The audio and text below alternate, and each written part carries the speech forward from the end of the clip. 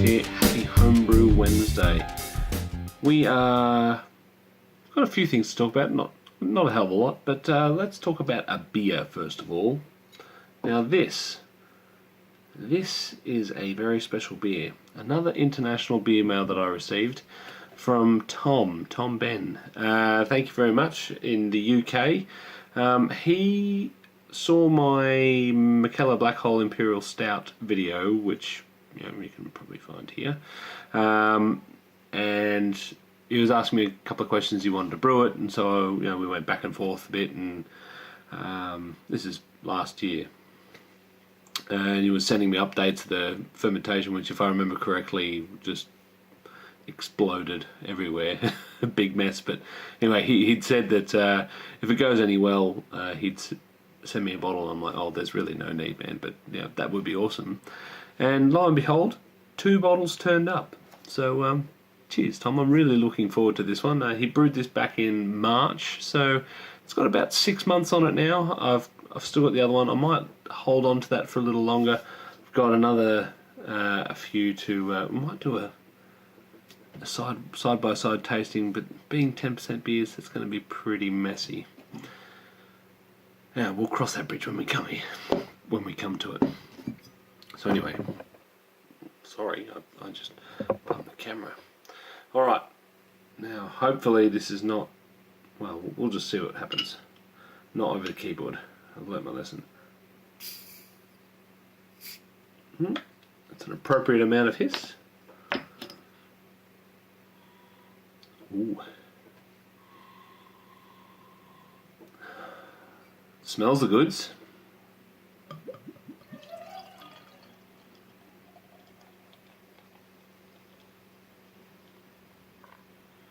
Just leave that there. I think this is bottle conditioned. Yeah, bottle conditioned. So, actually, we'll see if we can pull up the recipe. Alright, Black Hole. This is the one that I did. Okay, so what have we got in here? This is what I did. So I don't know what Tom did. He followed my recipe. Not sure if he used Gladfield malts. That's what I used. That's not what Mikkeller used, but I subbed for it. So we've got roughly, where's that camera again? Roughly 31% Pilsner malt, 26% ale malt, which is like Marisota, 7% roasted barley, 6% brown malt, 5% oats, 4% light chocolate, bittered with Warrior and Chinook, Cascade at 15 minutes, Amarillo, like 74 grams of Cascade at 15, 74 grams of Amarillo at 5, 1056 yeast, and 1.6 kilos of dark brown sugar, and 330 mils of honey in the boil. So yeah, this is a big beer. I think it's 10%. I don't know. Tom, maybe leave a comment down below if you did anything different. But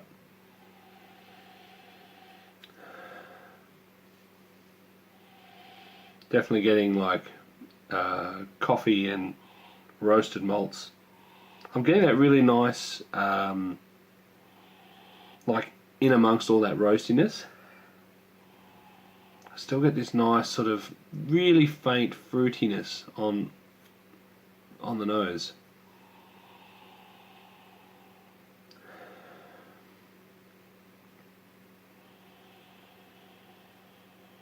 Big alcohol note too. Oh, that's a delightful smelling beer. A big beer, not an everyday drinker, but a delightful beer. We're going in. Cheers, Tom. Thanks so much.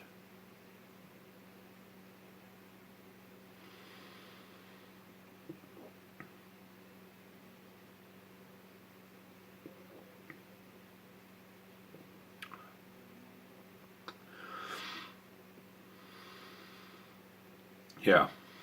From memory, this is, I mean, a big roast, big alcohol, and from memory, this beer, when I brewed it, was it was a massive beer, and for the first 6 months it was quite, it was delicious, but it was just pretty full on. And my black hole now is over 12 months old, and it's really just mellowed right out, and all that roasty, astringent, I mean, it's quite bitter, has gone, but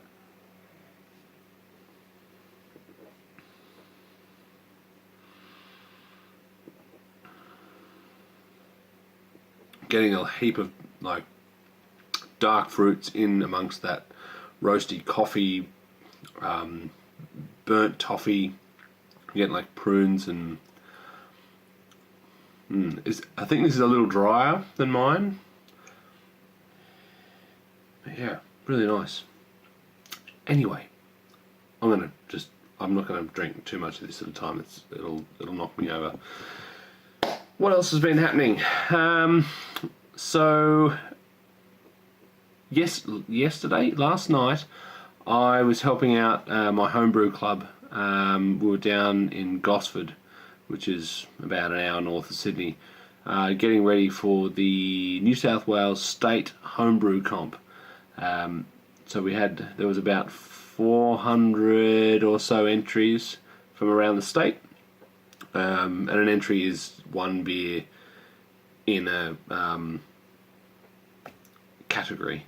So sometimes there was 2 bottles for one entry. So probably 600 to 600 bottles that we had to kind of unpack, de-identify, put a code on, and then put them in crates and stack them in the cool room, ready for this weekend where I'll be stewarding on the Sunday. So that'll be fun.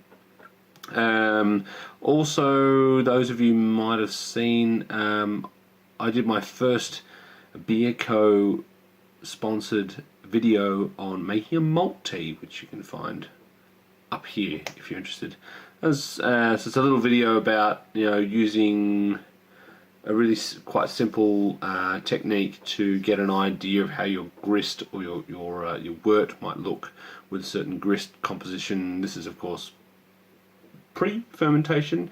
Fermentation might vary the colours a little bit. Usually goes a little bit darker after fermentation, but it depends what else is happening in fermentation. But yeah, anyway, check out that video if you haven't already. If you like it, let me know. Like the video. We'll be doing, I think we're doing one a month is the target, and yeah, get involved. It's a lot of fun. In terms of brewing, not a lot's happening. I am going to brew up.